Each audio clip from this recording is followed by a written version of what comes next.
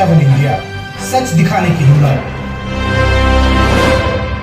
आस्था परिवार समस्त शिष्य मंडल कटनी द्वारा आयोजित श्री ऋषि कृष्णा शास्त्री महाराज जी का त्रिकालदर्शी दिव्य दरबार का आनंद लीजिए। इस दिव्य दरबार का समय है 3 फरवरी से 9 फरवरी दोपहर 12 बजे से एवं श्रीमद् भागवत कथा का समय दोपहर 4 बजे से 7 बजे तक। भव्य कलश यात्रा शुक्रवार 2 फरवरी दोपहर 1 बजे से घंटा घर से प्रारंभ।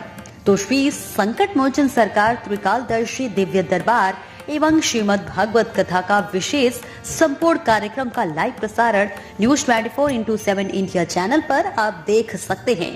कथा यजमान श्रीमती संगीता प्रवीण बजाज, पप्पू भैया। कार्यक्रम स्थल राहुल बाग, माई नदी, कटनी, मध्य प्रदेश। आप सभी से विनंती है इस भव्य आयोजन में सह परिवार सम्मिलित होकर दिव्य दरबार एवं श्रीमद् भागवत कथा का लाभ उठाएं।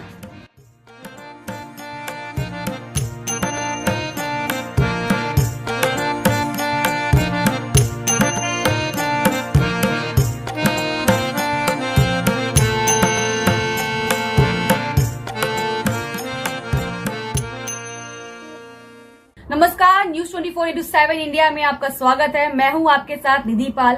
चलिए शुरुआत करते हैं आज की ताजा खबरों की।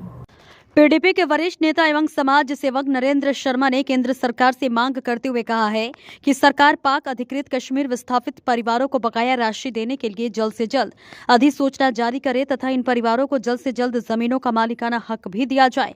आरएसपुरा में आयोजित एक पत्रकार वार्ता के दौरान समाज सेवक एवं पीडीपी के वरिष्ठ नेता नरेंद्र शर्मा ने कहा कि गणतंत्र दिवस के मौके पर जम्मू कश्मीर के उपराज्यपाल की तरफ से इस बात की घोषणा की गई है कि जम्मू कश्मीर में रहने वाले पाक अधिकृत कश्मीर विस्थापितों को जल्द ही उनकी जमीनों का मालिकाना हक दिया जाएगा।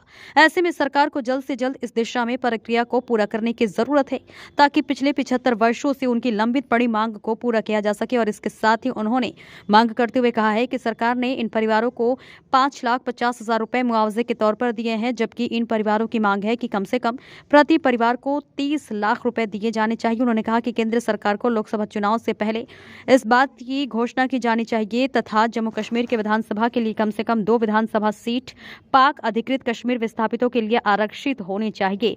उन्होंने कहा कि मैं पिछले लंबे समय से इन परिवारों की मांगों को सरकार के समक्ष रखते आ रहे हैं और उन्हें उम्मीद है कि सरकार जल्द से जल्द उनकी मांगों को पूरा करेगी और इन परिवारों के साथ इंसाफ करेगी। देखिए आरएसपुरा से सोहन चौधरी की रिपोर्ट।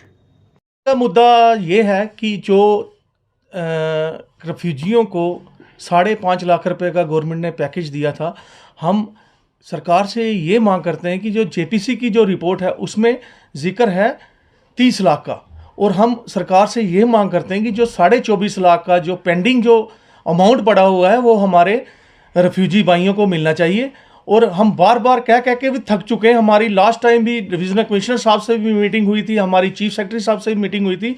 हम जो अपना मुद्दा है उस पर बरकरार हैं और हम सरकार से ये मांग करते हैं कि इलेक्शन से, पार्लियामेंट्री इलेक्शन से पहले हमें 30 लाख का पैकेज है वो हमारे पीओजे के रेफ्यूजियों को मिलना चाहिए। और साथ ही मैं सरकार से ये भी मांग करता हूँ कि जो जेपीसी की रिपोर्ट में जो 8500 नौकरियों की बात कही थी, एम्प्लॉयमेंट की बात कही थी, वो जो हमारे हक हकूक़ है जो हमें 75 साल से नहीं मिले वो हमें मिलने चाहिए।